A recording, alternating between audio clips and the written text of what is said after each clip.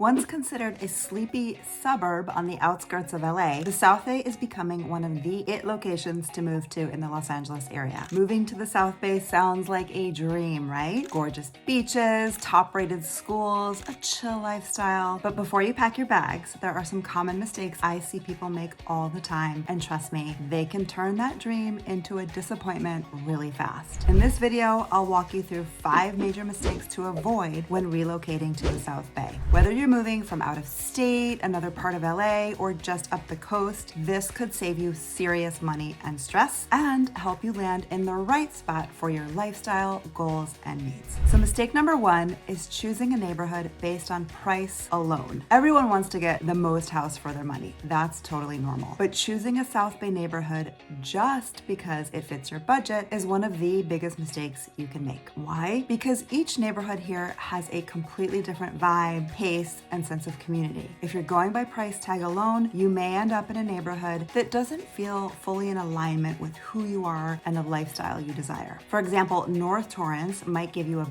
bigger house for less money, but it has a very different feel compared to South Redondo or Manhattan Beach. Some areas are very walkable, others are more suburban, more hilly, some have great schools, others fall into different districts. If you're buying blind based on price, you might move in and realize you don't love your surroundings, and that's not an easy fix. Now, I realize budget doesn't always fit with what your dream neighborhood would be. I'm not saying to ignore it altogether, because obviously budget needs to be a factor. I'm just saying that more needs to go into the decision than just budget, and with my local expertise and experience, I can help you get clarity on important compromises you can make to find a good fit neighborhood that goes beyond just price. Now, you can get a hold of me here if that's of interest. So mistake number 2 is underestimating the commute. This one surprises people the most once you're within the South Bay, especially if they're coming from cities where distance equals time. In the South Bay, traffic patterns vary dramatically, and even short distances can turn into frustratingly long drives during peak hours. For example, if you're working in El Segundo or West LA, but you find a house with a beautiful yard in Rancho Palos Verdes, that beautiful view might come at the cost of a 45-minute or longer commute without ever getting on the freeway. And that's without traffic accidents or summer beach congestion. Now, I always recommend test driving your commute at appropriate times before making a decision. What looks like a 15-minute trip on Google Maps at noon could be double or triple during school drop-offs or heavy commute time. And whether you live in North Redondo or South Redondo can make a difference of at least 15 minutes just in getting to the freeway entrance. And that 15 minutes can feel like the longest of your life if you've just been sitting on the 405 for 45 minutes. Commute really greatly affects your quality of life, and in this area, it's not something that can be overlooked, so definitely take it into consideration when planning your search for a new home. Mistake number 3 is assuming that all the beach cities are the same. From the outside, if you look at the map and see Manhattan Beach, Hermosa Beach, and Redondo Beach, it might just look like different names on a map, and they are in fact very intertwined. People who live in one beach city or the other still mingle, shop, and hang in each other's spots, but they still feel very local. But locals know they each have a very distinct personality. Making the mistake of assuming they're interchangeable can really affect your experience. Manhattan Beach has a very upscale vibe. Think boutique fitness, high-end boutiques, and top-rated schools. Hermosa is more hip with a vibrant nightlife and a surf town energy, whereas Redondo Beach tends to be more laid back, family-oriented, with slightly more attainable prices and a strong community feel. Picking the wrong one for your lifestyle can leave you feeling a little out of alignment. Mistake number 4, not accounting for the true cost of living. It's easy to fall in love with the scenery and the sunshine, but living in the South Bay comes with some real costs that people don't always plan for. Property taxes, utility costs, and even day-to-day expenses like parking or groceries can be significantly higher than other parts of California or the country. Take property taxes, for example. Some areas also have a Mello-Roos or special assessments that can add thousands to your yearly bill. Car insurance tends to be higher near the beach, and if you're used to free parking, well, welcome to $3 an hour meters and residential permits. Now, even your grocery bill might jump if you're shopping at the local markets and specialty stores. It's all manageable, but only if you're prepared. Don't just budget for the house, budget for the lifestyle. Take into consideration which schools your kids will go to and who their neighbors are, because that can have a major influence as well. Even the parent education funds have different contribution expectations depending on which South Bay city you live in. There are some neighborhoods where if you don't make the expected minimum contribution, it will be known and it will be frowned upon. So choose a neighborhood that fits with your values and who you truly are. Mistake number 5, not working with a local expert. Now, this might sound self-serving, but it's honestly one of the most avoidable and costly mistakes. Working with an agent who doesn't specialize in the South Bay can cost you. You need someone who knows the difference between the avenues in South Redondo and the hills in Palos Verdes. An agent who knows which streets get marine layer all summer and which homes fall into the Torrance School District, even if they have a Redondo zip code. Some recent clients who were looking to buy a home in LA decided to shift their search to the South Bay. They made the smart decision to get in touch with me and got into a home they never would have found without my local knowledge and connections. This market is competitive, fast-moving, and incredibly nuanced. A local expert can help you find off-market listings, avoid overpriced areas, and negotiate with local knowledge that out-of-area agents just don't have. There are cities, for example, where local agents know the lay of the land in terms of what to include in the offer, what the expectations are. An out-of-area agent who lists a home in Redondo and doesn't know that the buyer is expected to pay 50% of the city transfer fee could end up costing you thousands. I've lived and worked in the South Bay for 25 years, and I make it my mission to help clients not just buy a home, but find the one that fits their lifestyle for the long haul. So if you're thinking about relocating to the South Bay, whether it's Torrance, Redondo Beach, Hawthorne, Gardena, Manhattan Beach, or somewhere in between, let's talk. I'll walk you through all the neighborhoods, the commute patterns, the price points, and even the vibe so you can find a place that truly fits your lifestyle and goals. Now, which of these mistakes surprise you the most? Or are there other questions you have about living in the South Bay? Drop a comment below. I respond to everyone. And if you found this helpful, hit that like button and subscribe for more local insights every week.